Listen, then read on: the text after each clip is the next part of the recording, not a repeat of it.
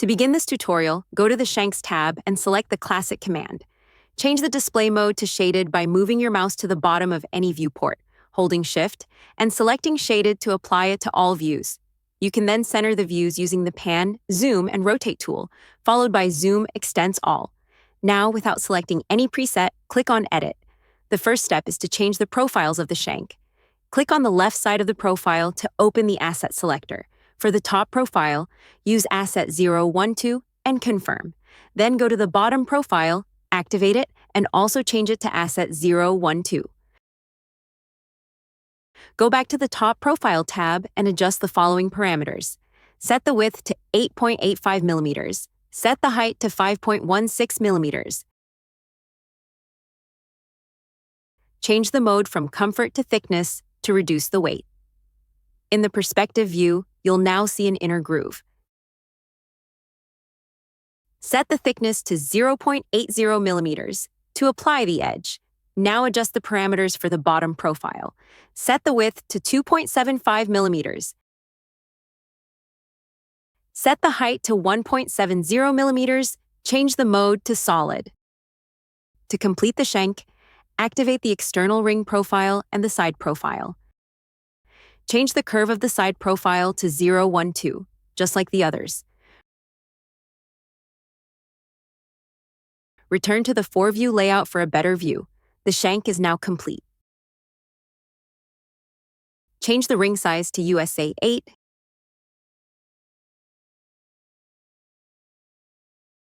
Confirm the command, and it's ready for gem setting. From the perspective view, select the shank and type Extract ISO Curve in the command bar. Select the central ISO curves to use them as references for positioning the gems. Make sure OSNAP is enabled to help you snap precisely to intersections. Click to select the first ISO curve and press Enter. Then right-click to repeat the last command, select the other ISO curve, and press Enter again. Select both ISO curves and move them to a new layer to improve visibility. Now go to the Diamonds tab. For this model, we'll use the Pave command. Add the shank to the selector. For the first gem, use a gem size of 2.0 millimeters. Click Add and place it in the center. All guides will now appear. Once the first gem is in place, enable X-axis symmetry to make the task easier. Using the guide curves, place 4 2.0 millimeter gems along the central axis.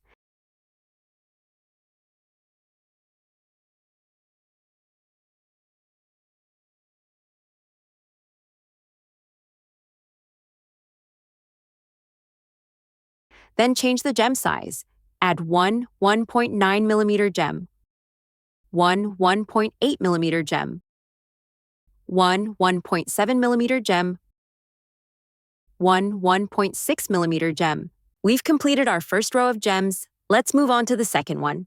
Now set the gem size to 1.9 millimeters and enable symmetry on both the X and Y axes. Place 4 gems.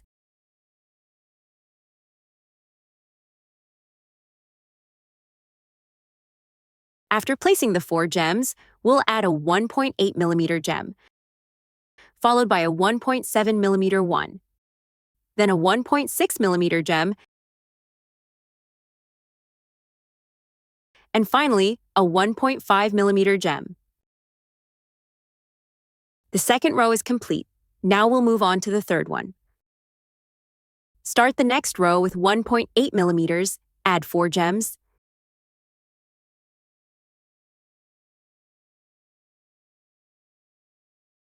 After placing the first 4 gems, we'll continue with a 1.7 millimeter gem, followed by a 1.6 millimeter one, then a 1.4 millimeter gem, and finally a 1.3 millimeter gem. The following row starts with 1.7 millimeters,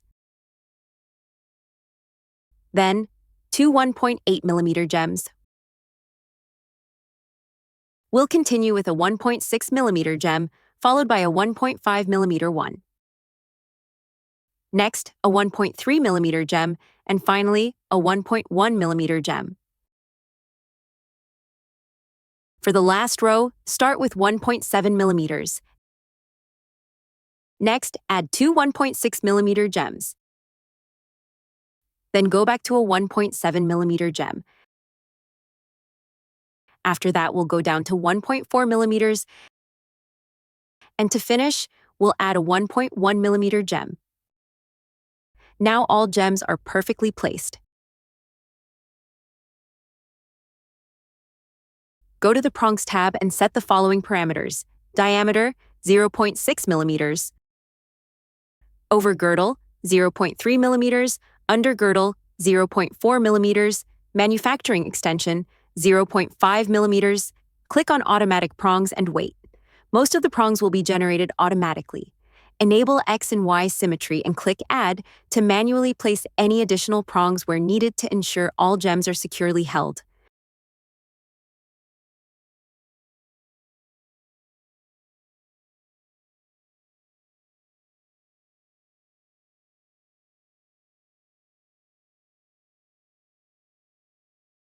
For the inner prongs, you can reduce the diameter to 0.5 millimeters.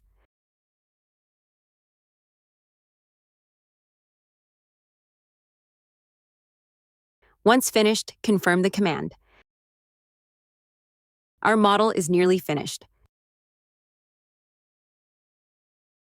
Next, use the Cutters command. Select all the gems and add them to the selector. Choose the fourth preset and confirm. To finalize, go to the Solid tab and use the Boolean difference command to cut the shank. First, select the shank and the prongs, press Enter, then select the cutters and press Enter again. If you hide the gems, you'll see that the cutting is done correctly. You now have a beautifully finished pavé ring.